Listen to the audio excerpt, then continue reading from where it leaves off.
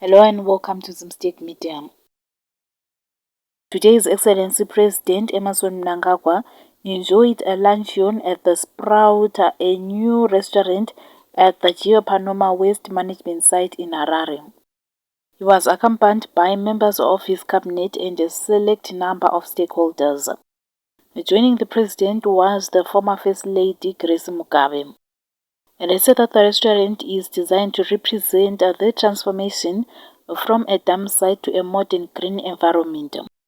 The site also has recreational facilities, including a tennis court and a FIFA-certified football pitch. It also highlights environmental responsibility and sustainable development within the community.